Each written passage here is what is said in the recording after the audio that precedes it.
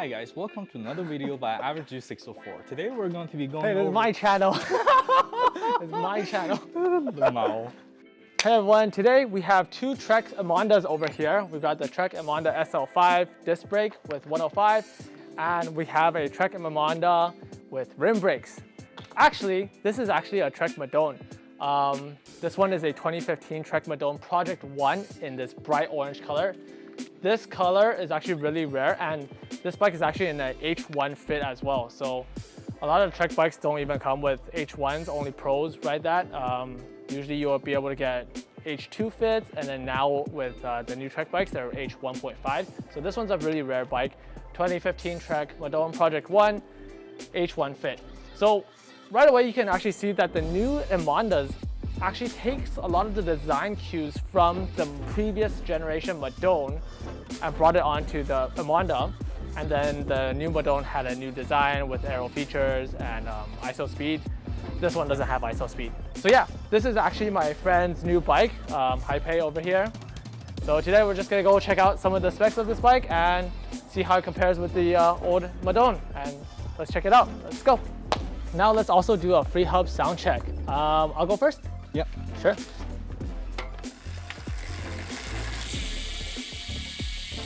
Not too bad. Yeah. Like not too loud. Not too loud. This is really quiet.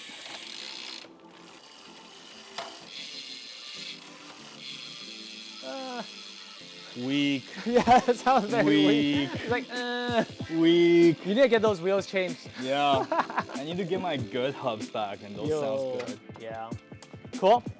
All right, so let's check out the new Emonda. Wow, this color is really nice. I know they come in two color schemes. I had a review of the Quicksilver one. That one had a smaller Trek logo. This color scheme has a bigger logo. I actually like this color scheme a bit more. It's a two-tone color. It doesn't have that surface finish like on the top tube as the Quicksilver one. This one's a smooth finish, but the Emonda is still raised. So this one is a size 56? 56. 56, and how tall are you? Okay. I am 5'10". Yeah, so 11. 5'10", almost 11. We'll call it 5'11". 5'11", riding size 56. So yeah, let's go over some of the specs. This one is a Trek Emonda SL5, carbon frame, disc with 105, Shimano 105 group set. Yep, and 50 in the front, 1120, 1130 in the back. Oh, 1130, good climbing. 1130 in the back. Better for climbing than 52 and 28 in the back. Yeah, nice. And then I see that you have upgraded here in the cockpit. This one is a... Yeah, this is a generic carbon aero bar, but it's very similar to the one that comes on the SL6. If you look at the photos, they almost look exactly the same. The design on this bar allows you to wrap all the wires on the bottom, so in the front, it looks very, very clean. Nothing goes hanging loose or anything. All the wires goes through this tube and is wrapped in a circular form under the handlebar. Yeah, yeah. So very nice, very clean. So Hypay used to ride a TCR SL, yeah, Advanced SL. So that was like top end TCR with Ultegra rim brake, mechanical. Yeah. So switching on to this bike, how does it feel? Well, switching on from a 2016 pro race bike level bike, it's different. It's not necessarily which one is better or which one's worse, but it's more so the fit, the feel. The TCR feels like a Type R, and this feels like more so a German bike. You can't really say which one's faster or slower. It's just a different ride feel and what kind of feel you want to get from it.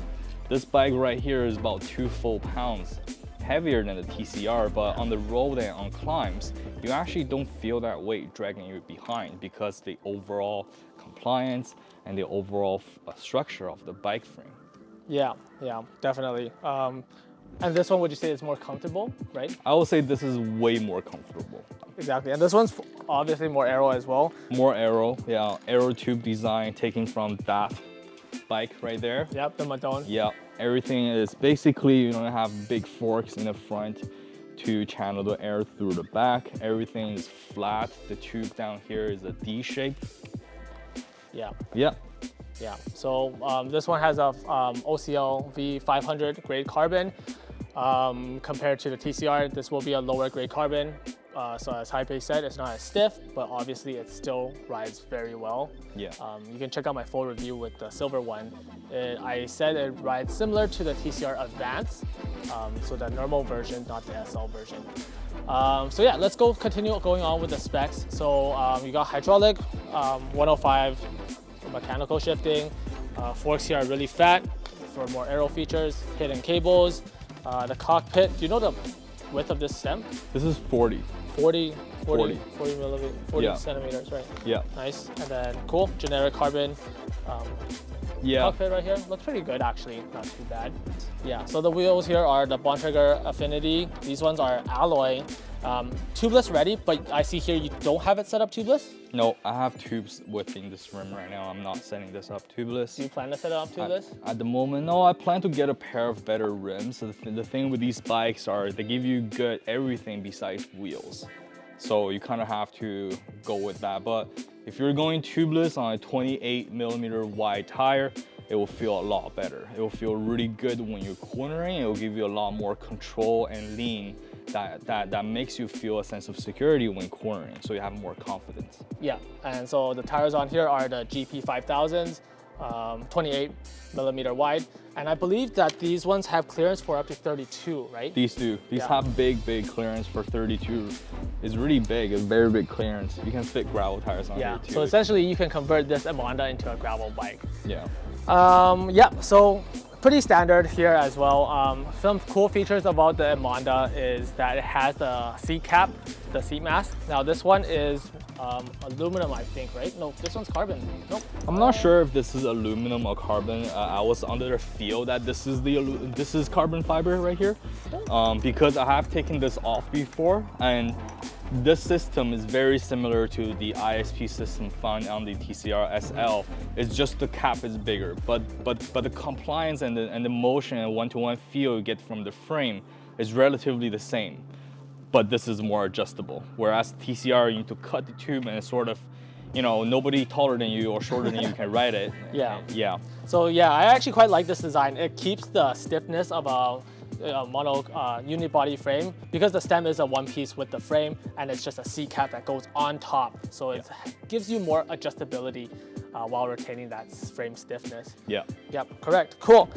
So quick to run through, the discs are 160mm at the front, 160mm at the back. So going from rim brake to disc brakes, what are your thoughts? I feel like disc brakes are, first of all, they are not as aggressive as I thought they were.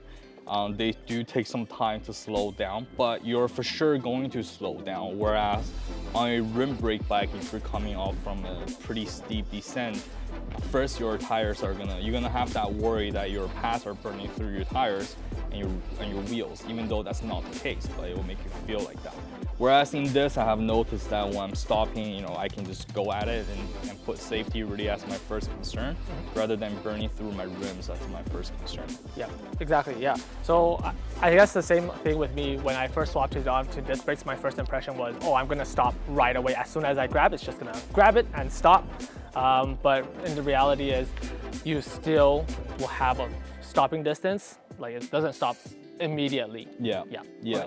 However, they are heavier though. If you go on disc brakes, they are going to be heavier, and you can achieve relatively similar stopping power with direct mount rim brakes on some frames and some bikes.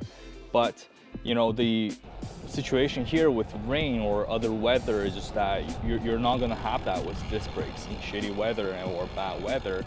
You're still going to perform as it should be, whereas with rim brake, you will have some sort of concern. You know, you don't want to break your rims or it cannot stop and stuff like that. Yeah, so disc brakes or rim brakes? Right now I have ridden both. I will have to say disc for honesty reasons. Yeah, I'll have to say disc because just because it's more mechanical to stop. You know, you're certain that the stopping power is there. Yeah. The unique feature of the Emonda is on the back of the steer tube right here, you have a slogan saying go, go, go, go, go. So a great reminder of you when you're pushing it hard to accelerate faster. Cool.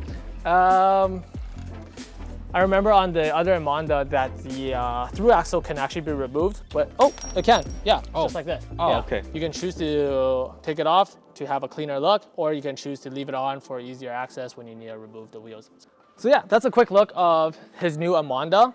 Congrats to Hypay for his new Emonda.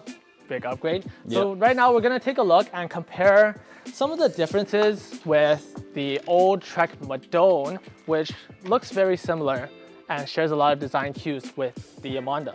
So right away we can see the overall shape is very, very similar, including the top tube where it's like nice and flat, very beefy, down tube. The overall design, you really see it has transferred over from the old generation Madone to the new generation Emonda, including the integrated seat with a seat cap on top.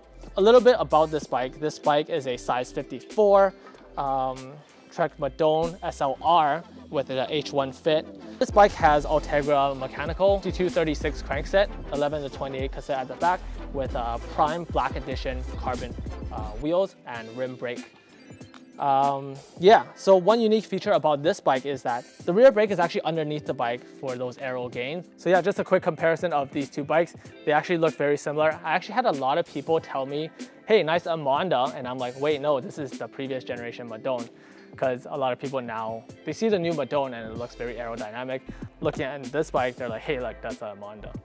Well, that's the thing they're trying to do, right? They're trying to use this bike to combine that and the last version's Emonda into this. Yeah, right? it's very similar to what Specialized is doing, I think. Combining their Venge and Tarmac into the new Tarmac SL7. Okay, so let's check out the weight of this bike. I'm just gonna measure it here. So with pedals, cages, and I have it here at 7.55 kg. 8.65. 8.65, so yeah. a whole 1 kg, 1.1 kg heavier. Yeah, so obviously that weight's due to the wheel set, which Hypay is actually gonna get a new one. And then obviously the group set as well. And also one thing I learned or noticed, going from possibly one of the lightest bike you can buy to this, is just that the weight is not everything. Aero actually trumps weight in respect to speed and the power you're going for.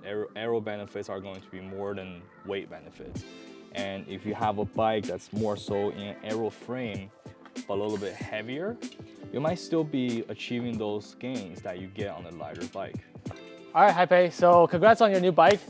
Final conclusions. What do you like about this bike? And what don't you like about this bike? I like the smooth rolling of this bike. If I have to pick a part I don't like about this bike, it would be the weight when you're lifting it offhand and the lack of acceleration comparing to something like a TCR, but that could be easily changed with a good set of wheels. So right now I'm hoping that will go away with a decent pair of wheels, but other than that, this is an exceptional ride for especially getting into cycling and trying out a racier bike, but it's not as stretched as a aero bike. Yeah, cool. So out of 10, what would you give it? This is a solid 9 out of a 10 bike, I will feel. Cool. Yeah. So yeah, that about wraps up today's video. Leave a comment below what you guys think about the new Trek Emonda and the old gen Trek Madone. If you guys have any further questions, feel free to just leave a quick comment. And with that being said, thank you guys for watching. Make sure to like and subscribe. I'll see you guys next time.